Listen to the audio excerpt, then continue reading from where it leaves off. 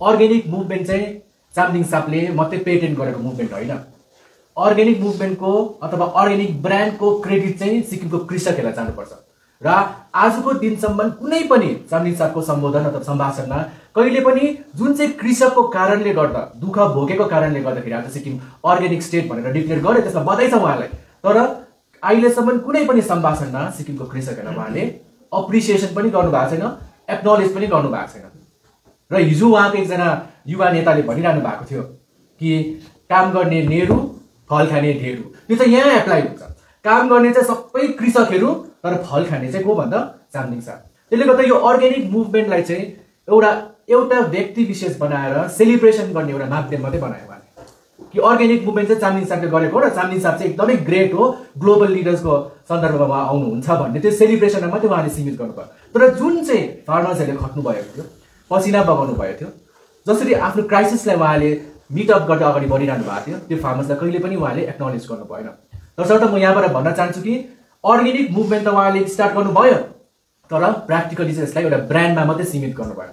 त्यसको बादमा अर्ग्यानिक उत्पादनबाट चाहिँ हाम्रो कृषकहरूलाई र सिक्किमको जति पनि युवाहरू छ जसले एग्रिकल्चरलाई प्रोफेसनली अगाडि बढाउन चाहन्छ, फार्मिङलाई आफ्नो प्रोफेसनल सेक्टरमा लिन चाहन्छ, त्यो सम्पूर्ण युवा कृषकहरूलाई उहाँले कहिले पनि सपोर्ट गर्नु भएन। किनभने उहाँ त्यही ह्याङओभरमा नै हुनुहुन्थ्यो कि अर्ग्यानिक मुभमेन्ट मैले स्टार्ट गरेँ भनेर मात्रै उहाँ सीमित राख्नु भएको थियो त्यो ब्रान्डलाई।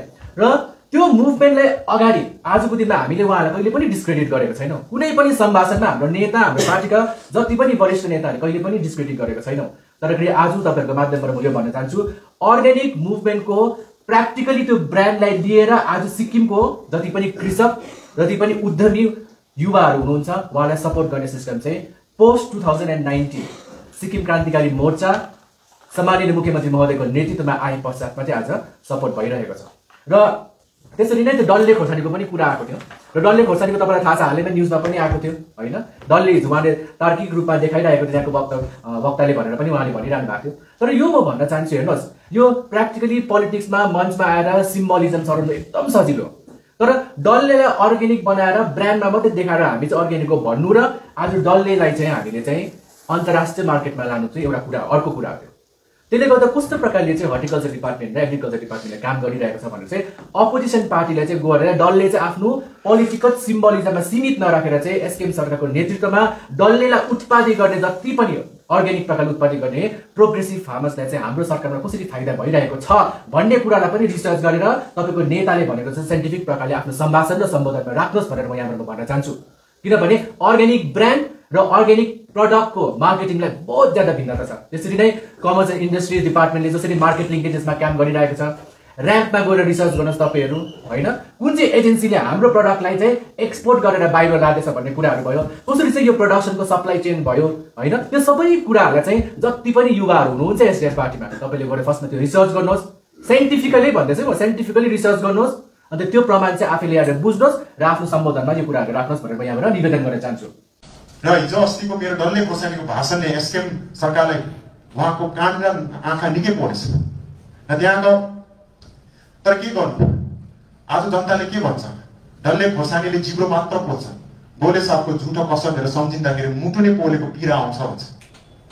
आज त्यहाँका एकजना प्रवक्ता हाम्रो योग्य तामाङज्यू, म त नाम तोक्छु, उहाँले नाम तोक्नु हुँदैन रहेछ, नाम तोक्दै नबसे व्यक्ति ठुलो वा सानो हुँदैन, त्यो मेरोमा भ्रमण पनि छैन।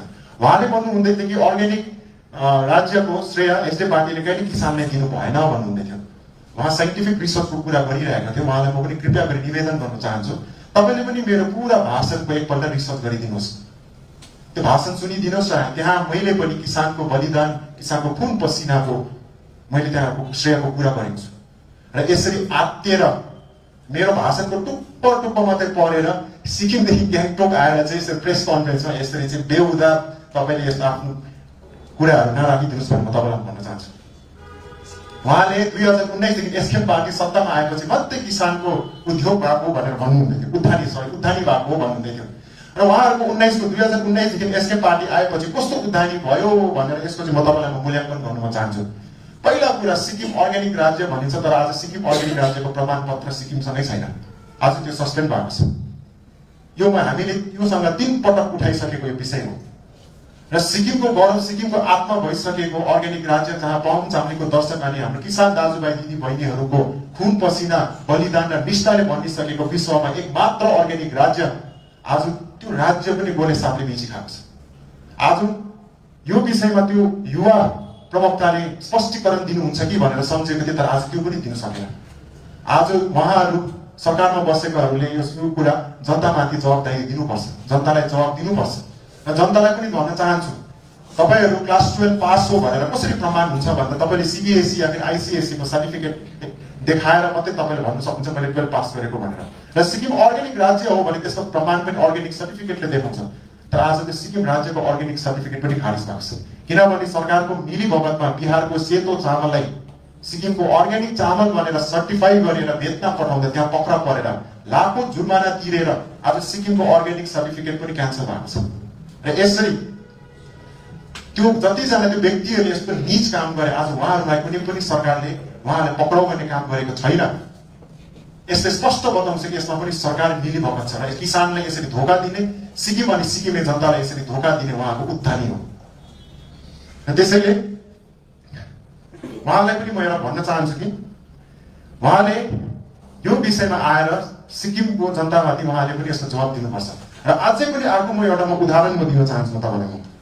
र अर्को उदाहरण चाहिँ कस्तो छ, उहाँले उद्धानी कस्तो गरेको छ भन्दाखेरिको, हिजो अस्ति एउटी नारीले, एउटी छोरीले नाम्चीको किसान मार्केटमा दुःख पाउँदै एउटा भिडियो हालेको थियो, सब्जी बेच्दै गरेको एउटा छोरीले कि उहाँको सब्जी दिनभरिमा एक किलो छोडेर एक पावाधरि बिकेको छैन, गोजीमा 1 रुपियाँको उहाँको कमाइ भएको छैन भनेर उहाँले भन्नुहुँदै थियो।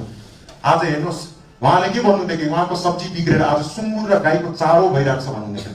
आज सिक्किमको जनतालाई यसरी, सिक्किमको जनताहरू आज पैसा नभएको कारणले गर्दाखेरि अर्ग्यानिक सब्जी किन्नु नसकेको कारणले गर्दा आज सिलिगुडीको केमिकलले भरेको सब्जी खानु परिरहेको छ। र आजै उहाँले उठानेको कुरा गर्दाखेरि आज त्यो बहिनीले 1 रुपियाँ उसको गोजी रित्तै थियो, तर उहाँको सरकारको उद्धानी चाहिँ त्यो बहिनीको रित्तै गोजीबाट पनि ट्याक्स उठाउने, गार्बेज फी उठाउनु उहाँ पुगेको थियो। यस्तो लाजमर्दो कुरा आज यस्तो उहाँले उद्धानीको कुरा गर्नुहुन्छ। यहाँ तक कि सिस्नु निङ्गुरेमा पनि ट्याक्स लगाएको छ, तपाईँ सबैलाई थाहा भएको कुरा। अब सिस्नु निङ्गुरे भनेको त यो त जङ्गलमा फल्छ नि त। अब सिस्नु निङ्गुरे भने त जङ्गलले हामी मनुष्य जातिले दिएको उपहार जस्तो हो, जसलाई खाएर हाम्रो पुर्खौली बाजे बोजू हाम्रो आमा बाबादेखि लिएर हामी पनि हुर्के। र आज पनि सिक्किमको गरिब जनताले खाने भनेको त्यही सिस्नु निङ्गुरे, त्यही काटके चामलसँग खाने भनेको, आफ्नो पेट भर्ने भनेको त्यो सिस्नु निङ्गुरे हो। र आज एसकेएम सरकारले त्यो सिस्नु निङ्गुरेमा पनि ट्याक्स लगाएर गरिबको थाली खोसी खानेहरू आज उहाँहरू जनताको सेवक भन्नु रुचाउँदैन। र यसरी उहाँहरूले यसो उद्धानी गरेको छ। र त्यही कारण म त्यो युवा प्रवक्तालाई पनि म यहाँ भन्न चाहन्छु कि तपाईँले साइन्टिफिक रिसर्च होइन कि अब तपाईँले प्र्याक्टिकल रिसर्च गरिदिनुहोस् यो विषयमा। र रिसर्च गर्नुभन्दा अगाडि कृपया गरी तपाईँले आफ्नो चस्मा खोलेर सरकारको बाफलाई पुछेर रिसर्च गरिदिनुहोस् है।